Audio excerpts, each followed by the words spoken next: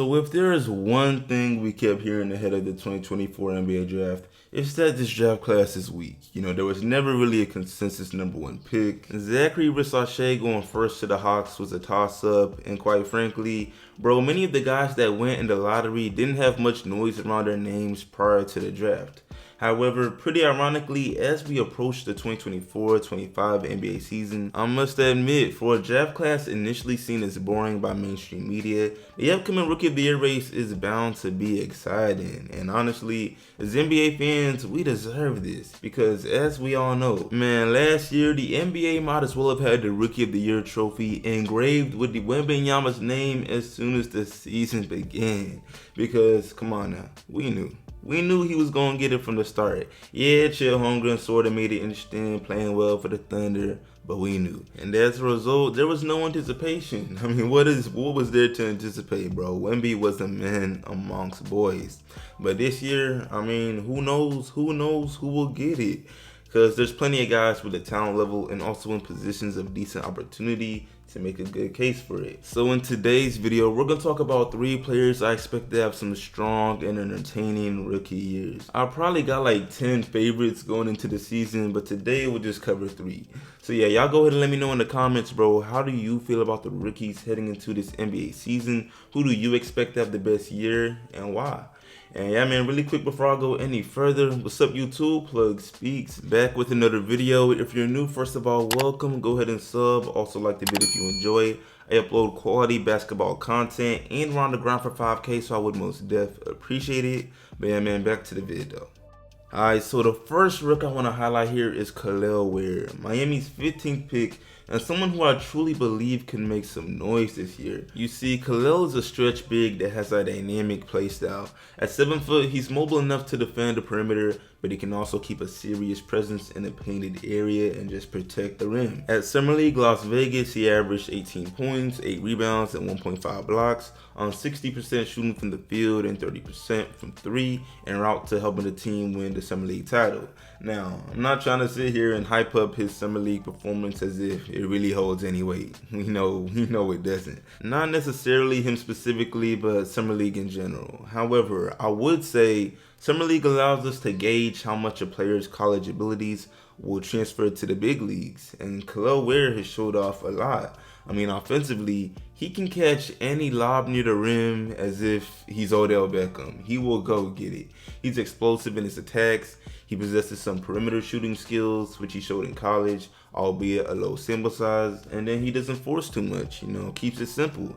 And then defensively, as if being quick on his feet for a 7-footer wasn't enough, the man possesses a 7-foot wingspan. Like bro, any guards that plan on driving in on Kelel Ware in the painted area this season, y'all better have a Kyrie type of layup package, you feel me? They better have all the badges upgraded when it comes to acrobatic finisher, contact finisher, aerial wizard. I don't know, 2K25 just dropped. I'm trying to name all those new badges, but man, long story short, this man is very solid on both sides of the ball, and because of that, his chances at making some noise this year are pretty strong. Teammates like Bam Adebayo have already spoken of him, saying he's already seen growth from the time Kelel got drafted. I mean, damn, it's only been a few months. I hope you ain't just buttering him up and chatting, because in all seriousness, the guy has some real potential. My only hope is that he actually sees some decent playing time. Maybe 20-25 minutes at least. It's not like Miami has a permanent rotation of bigs outside of Bam. So between Kevin Love, Thomas Bryant, Nikola Jovic, and obviously the new rook, I don't know how they're going to split it up, but he should see some minutes. Simple.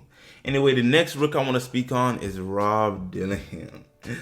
I know y'all seen how he did the Lakers in his first preseason game. I know y'all did. Because while the media was fully concerned with highlighting how crazy it was for LeBron and Bronny to take the floor together, which indeed was crazy, but still, we can't forget about Rob, because he seen it as an opportunity to show what he can do when everybody was watching. Man dropped 21 points, 4 assists, and 3 threes, and not a single point came off free throws. I mean, just wait till he masters that part of the game. And although that will take some time, the point is, He's got all the fundamental abilities he needs to one day be a real scoring threat in this league. And although it's early, I'm ready to call it, y'all. Boy, oh boy, the Spurs will regret trading this man on draft day because his natural ability for shot creation and scoring is up there with the best. From the ball handling to the quick release to his actual speed and also the bold shot selection.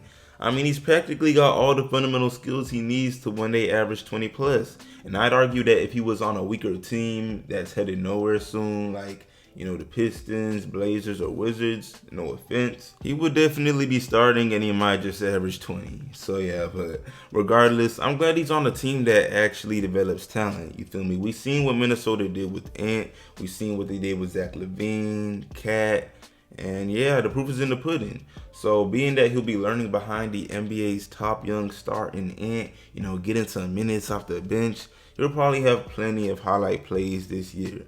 So yeah, not too much to say about Rob that we don't already know. Now, is his game perfect? Of course not. You know, his defense should improve.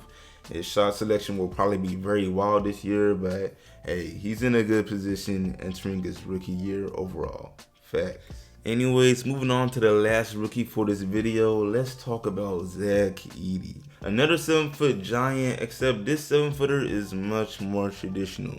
You need someone that solely grabs boards, gets blocks, and dunks the ball. That's Zach Edey, bro. And admittedly, I was never too high on Zach Edey. You know, I doubted him entering the 2024 NBA draft. And, you know, I'm aware that in college at Purdue, he was a legend.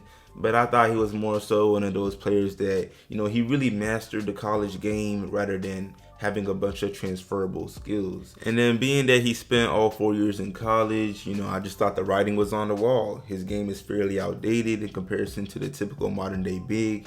And so for a while, I didn't feel like he could translate well to the NBA. And honestly, who knows? But what I do know is that in the summer league, he held his own, and in preseason just last night, he may not have put up a bunch of stats, but he fits on the Memphis Grizzlies, he fits on that team, and it's the perfect situation. I mean, come on now. Memphis has no real go-to center. Steven Adams is gone, and at 7 foot, Zach Edey is their savior. And I can already see it. The pick and rolls between him and Ja will feed generations, no lie. And one of the best flicks I've seen from this year's media day was just one of Ja Morant and Zach Edey, with Zach just towering over him, kind of showing the dramatic difference in height. And when I seen this and the smile on Ja's face, I knew Zach was in the right situation, plain and simple. Like, bro, Ja literally had to sit out like damn near half the season last year. You know, he's hungry. And I mean, Zach, he's in the perfect situation. Like I said, you know, he's going to get the minutes and he can keep it simple.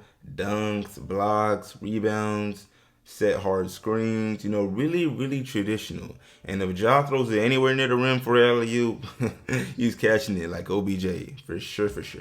So yeah, bro, with that being said, I do feel like Zach Edey may surprise a lot of people, including myself, and that's exactly why he's on this list. But with that being said, man, that's about it for this video. I appreciate y'all boys watching, man. Like this sub, share, sub if new, all of that. Let me know what you think about Rob. Let me know what you think about Kelel, Ware, and let me know what you think about Zach Edey. Let me know if you want me to make a part 2. Drop below in the comments some rookies that y'all may think will shake the NBA. And yeah, man, I'll see y'all on the next one. Again, like the sub, share it, all of that. And I'm out.